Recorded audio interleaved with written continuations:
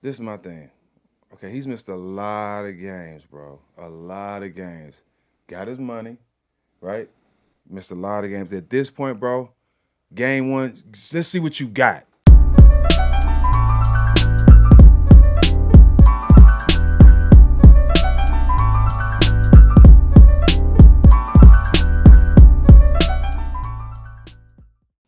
What's going on there, guys? We back with another one. We got to talk about what Steven Jackson said about Zion Williamson. Now, a few weeks ago, I remember seeing Zion Williamson talking about his teammates have to step up. You know, they have to be more engaged, have to give more effort. I was thinking to myself, yeah, right message, wrong messenger, because your availability has been shoddy at best. You know, he hasn't been available to help his team in any of the critical games in his career. He hasn't, and some of the time he was available, he could only play in 4-minute bursts. So they're looking at him like, yeah, but you don't even take care of your body well enough to be ready to play. And Zion, I think the most games he's played in the season was 61. He missed other seasons in their entirety. And this season he only played 29 games. So at some point, you know, we have to look at you like, you know, are you a part of the future? And CJ McCollum spoke on it briefly today. He was talking about we got to diet, we got to do all of the right things, you know, or we'll never know what this team is capable of. We'll never know what we could achieve. So it'll just be a big if, but we'll never have all the guys on the floor to play together at the same time. Well, Steven Jackson has chimed in on that too. For those that didn't see CJ McCollum's portion, I'm going to play that first and then I'm going to let you hear what Steven Jackson had to say. Check it out. It's hard to say what we need to do other than injury because we played 10 games together with our core. So I would say availability is important, man. We got to be available. We got to do what we need to do, you know, off the court in terms of preparation, in terms of getting treatment, in terms of getting the right sleep, the right type of hydration, having the right type of diet. I mean, everything has to matter to us. This is my thing. Okay, he's missed a lot of games, bro. A lot of games. Got his money, right? Missed a lot of games. At this point, bro, game one, let's see what you got. That's where I'm at with it. Because, you know, like, let's just see what you got. And if you just can't go and it's looking that bad, yeah, we'll shut you down. But you just let me see what you got at this point. It ain't. I don't think being off and rehab, whatever you've been doing, hasn't done anything for you because you've been out for so long. You've been hurt again. Like, I think at this point, if you somewhere healthy where you think about playing and you're not confident mentally, you got to go out there and play and get your confidence by playing and see what you can do. Sitting there thinking about it, well, I'm not confident. You don't know.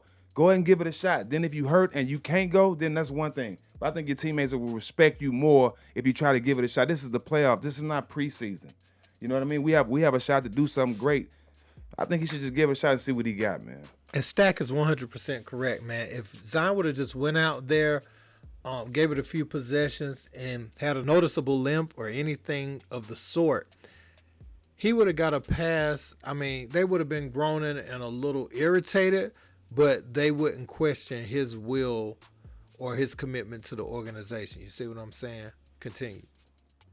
I don't think just sitting out is the answer. I'm definitely not mad at that. And you think if he happens to tweak it, you got the whole summer to heal the tweak. It's a hamstring. It's not an Achilles. You know, it's a hamstring, right? It's a hamstring. Well, look, as I'm sure that there's fans in New Orleans who hear the word hesitation and they're like, "Fine, go hesitate on the court. Like, we're okay with that." Exactly. I'm not a pro athlete, Hesitate your though. motherfucking ass on that court, huh? Right? I don't know if that then leads to more injury. You know, I can't put myself in those shoes, but I right. do know that to the fans that there's some frustration among the fan base. Well, I mean, also too, and not to kind of Me, be that's off my subject, but frustration because I want to see him play. we remember how slow and obviously different injuries, but Embiid was out the gates. Yeah. Remember, Embiid was hampered by foot injuries and issues coming out the gate, and we all wanted, you know, because we saw flashes. Man, we can't wait to He see had a what this broken guy's foot. got. Yeah. Mm-hmm. So, you know, being able to be in and out early on, I mean, it's just, I'm sure it's tough for him. It's tough for the fans. It's tough for the team, and you do kind of wonder like how are his teammates looking at him at this point too. So that's kind of a good point, Jackson. I mean, honestly, we just got a glimpse into that. You know, CJ McCollum said what he said, And he had to be super professional because you got to remember C.J. McCollum isn't just Zion's teammate. He's the president of the Players Association. So he said a lot without saying a lot. You know what I'm saying? He said man 1 through 15. Very professional approach. But what he was saying about man 1 through 15 only applied to one man. So when he says those things, I got it. And Zion needs to go home and chew on that in his mental. So I played with guys that had, matter of fact, Baron Davis. It's played through all- documented. yeah, he played You through remember all, that? yeah. He had a hamstring basically pull and a bad knee all in one leg in the playoffs. That year would be Dallas, and he found a way to get through it. and dunked on Caroline. And not even being the top Baron, but just having him on the court was Right. what we needed. You know what I mean? So Yeah. sometimes just him being out there a good would point. uplift the team. Exactly. Good point. Yeah, well, no one's inside his body but him. But you just do, like, as a fan, you want to see him play. He's so talented. Yeah, man, and that's a good point by Steven Jackson, bringing up Baron Davis. Now, kids, if you didn't see all the issues Baron Davis had in his knee, man, what a time to be alive. Because I remember out here on the East Coast during that time, we looked at Steve Francis as the high-flying point guard in college basketball when he was at Maryland. But I remember some people out west used to say, nah, man, you got to check Baron Davis out at UCLA. And we was like, nah, man, Steve Francis. And it was that same thing. It was almost like the Marbury-Iverson thing, even though they were both on the same coast, that comparison of the electric point guard, in college basketball during that time.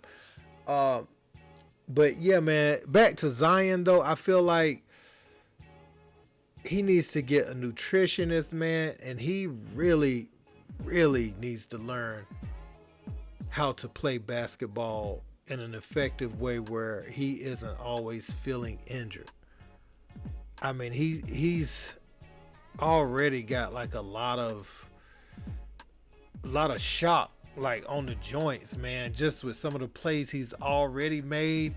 Last year I was saying he needed to go down to like 265, and I think he got there when the season started. He looked good coming into training camp, but now I'm thinking Zion might have to play at 250. He might have to give up some of that strength to prolong his career, and I think he'll be strong at 250 still, but he's going to have to drop some of that bulk. And I know it's been an advantage for him for so long, but he's going to have to reinvent himself.